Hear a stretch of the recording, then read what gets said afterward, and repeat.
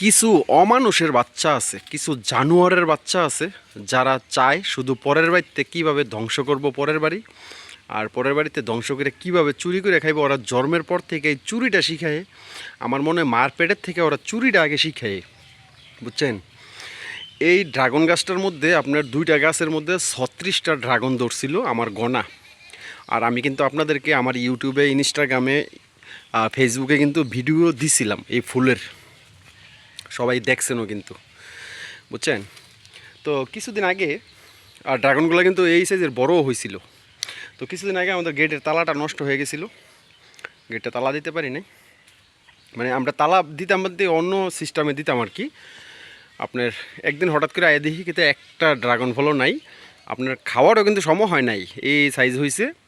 খাইতে খাইতে ধরেন আরও প্রায় মাস 1.5 মাস পরে গিয়ে পাকলো এলে আর কি।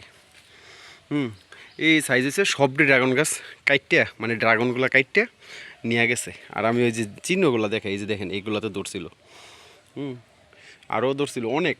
এই যে যে দেখেন, এই যে কীভাবে টাইনা টাইনা ফাইরা ফুইরা নিছে। পুরো গাছগুলোতে এত সুন্দর করে ধরছিল। আর ফুলটি যখন আইছিল তখন আমার কাছে এত ভালো লাগছে যে এইটাতে ধরছিল মনে হয় 8টা।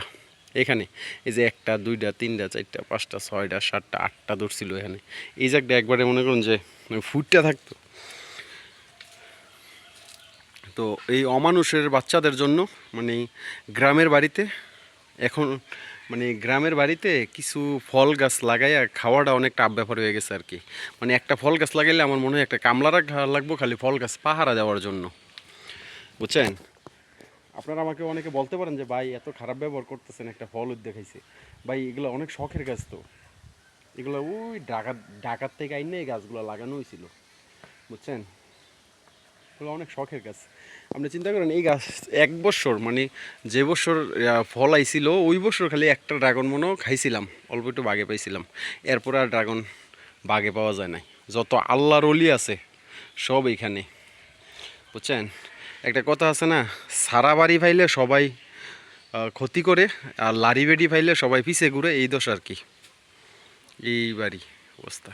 তো এই বাড়ির কেউ বাড়িতে থাকে না। এই আমি আসি মাঝে মধ্যে, এসে একটু ইয়া করি, চেক টেক করি আর কি। তো ওনারা সবাই বাহিরে থাকে।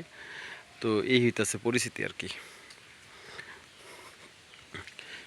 তো এই ড্রাগন গাছগুলো দেখেন, মোটামুটি এইবার একটু যত্ন করা হয়েছিল, গোড়াগুলোতে মাটি দেওয়া হয়েছিল। ড্রাগন ধরছিল দেখে আর বেশি যত্ন করি নেই আর কি। মানে শখের জিনিসে লাত্তি মেরা দিল।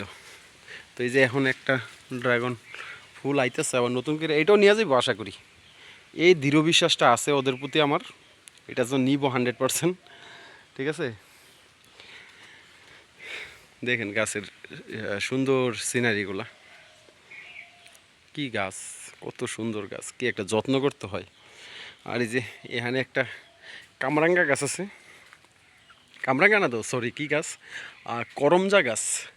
কি কালারফুল দেখেন করমজাগুলা, খুব সুন্দর করমজা, অনেক সুন্দর। এগুলা হয়তো বা কিছুদিন পরে পাকবে। এখন তো ভাই আমার এই বাড়ির কিছু ফল পাকড়া ভিডিও করতে গেলে অনেক ডর লাগে। মানে এই ভিডিও তো আজকে করে গেলাম, কালকে নিয়ে আবার করমজাগুলো লয়ে যায়, বুঝছেন।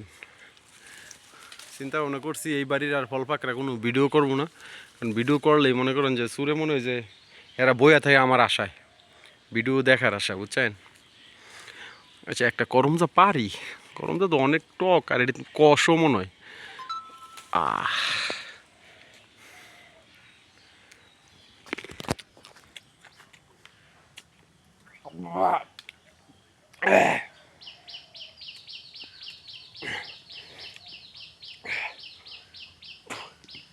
কপাল বালা, আমার মাথা চুল নাই, এলে সবটি চুল পড়ে গেল, হইলে সর্বনাশ করে লাইছি।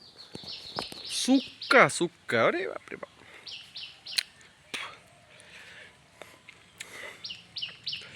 তো গাইস দেখাইতে লইছিলাম আপনাদেরকে ড্রাগন গাছ, দেখাই লাইতেছি করমজা গাছ। তো এইটাছে আমার ড্রাগন গাছের পরিস্থিতি আর কি। আমার মনটা অনেক নষ্ট হয়ে গেছে, মানে কষ্ট পাইলাম আর কি, যে একটা ড্রাগন ফল নাই।